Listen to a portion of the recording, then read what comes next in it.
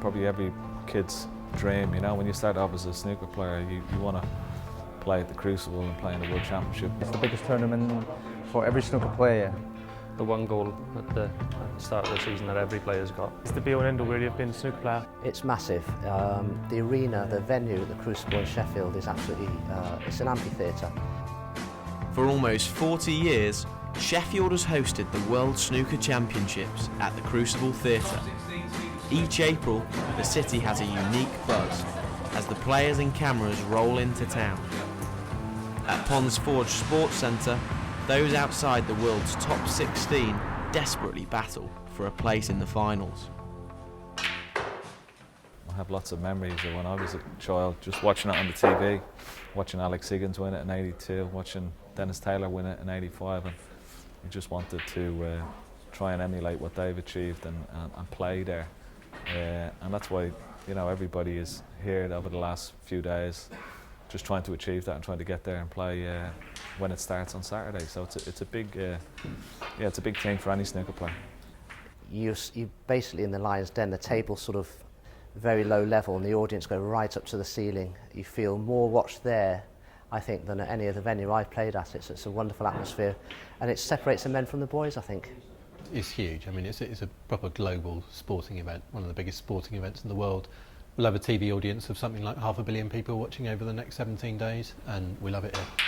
Oh, listen, you get off that train and the hairs on the back of your neck stand to attention, and I'm just the guy in the middle who comes out with cheesy catchphrases and introduces the players to the crowd. It's a really special place, Sheffield. I mean, at some stage it's conceivable that the championship might leave Sheffield and might leave Yorkshire, and I think it will be a sad day if that happened. I just think the whole city comes together with a real sense of pride in hosting this world-class event that has made legends.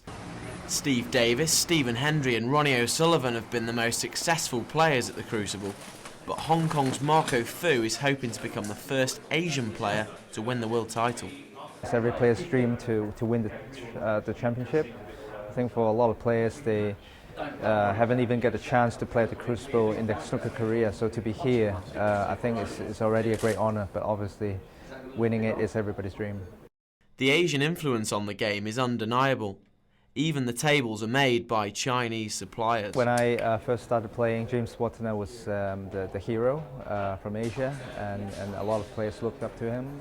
Me turning pro in the 90s, and Ding Junhui, Liang Wenbo after that. So we have a lot more Asian players coming through now, I think, especially from China and Thailand, and the standard is just getting higher and higher.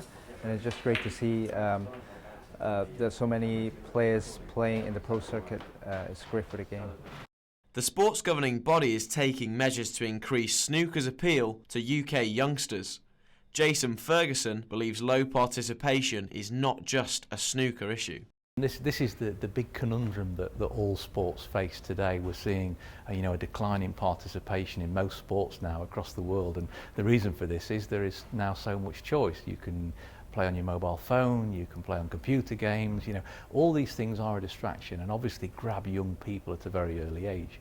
What we've got to do as a sport is to make sure that we grab those people at an early age, and the way to do that is to introduce them to the sport at a young age. I got into the game via my dad playing in the local league, I think, and then started on a small table, and then obviously as you get older and get taller, then you progress onto bigger tables and go from there. Where I'm from in Dublin, there were like a couple of snooker clubs in my village, so it was quite easy. Once it developed and once they got to know you, he was in there every day after school, school bag under the table and chased out by my mother for dinner when the dinner was on the table. So, but those were good times. Yeah, I grew up in London, and I remember I kept watching it on the TV all the time. My dad thought maybe I might be something I enjoyed as a little kid, and he found the Sports Council, and they just put him onto a few clubs like local to me, and I found a good club to start at and just carried on. Something that I learned at a young age was you certainly can't put a full-size snooker table in the average home. One thing we've done, we've taken that concept and we've designed a very small table. As you can see, the big tables here behind us, the star table that we play the championships on, we've created what we call the Little Star. It's a 6 foot by 3 table. It folds away like a table tennis table.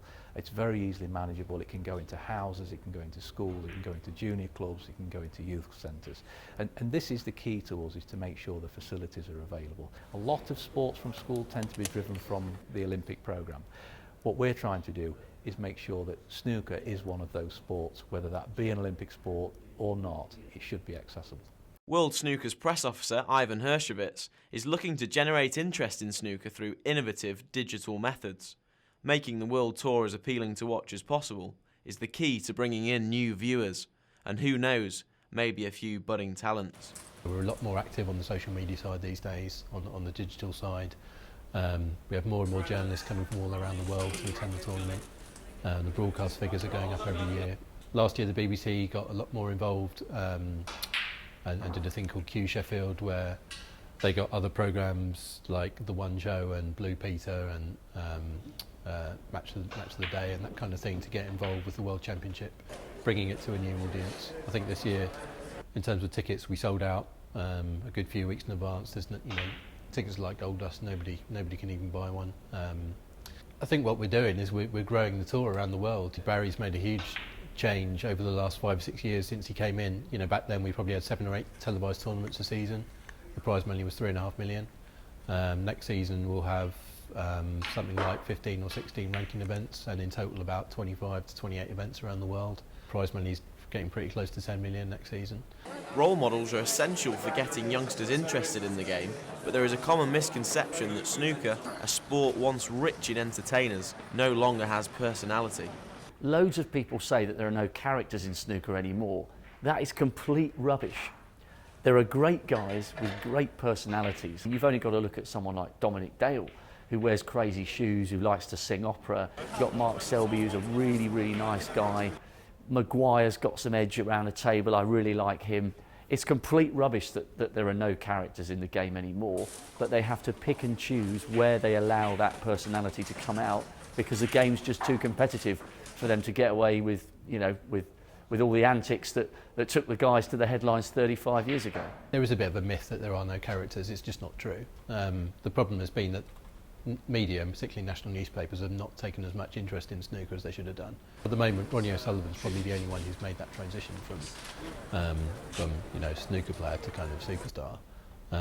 But there are so many other guys out there with great personalities and with great stories to tell. The likes of Neil Robertson and Sean Murphy and Judd Trump and Mark Selby and many others behind them. Another of the game's biggest characters, Michael Holt, was grabbed by snooker from the start and never looked back. You've got to be obsessed with it. At some point, be it snooker, football, food, chef, you've got to be obsessed with it, So I was obsessed as a kid, and then did well on the junior circuit, and obviously, here I am. Just outside the city centre, young enthusiasts are honing their skills at the Star Snooker Academy in Shirecliffe.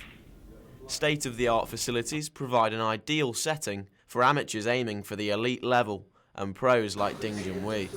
Keith Warren has been managing the academy since 2003.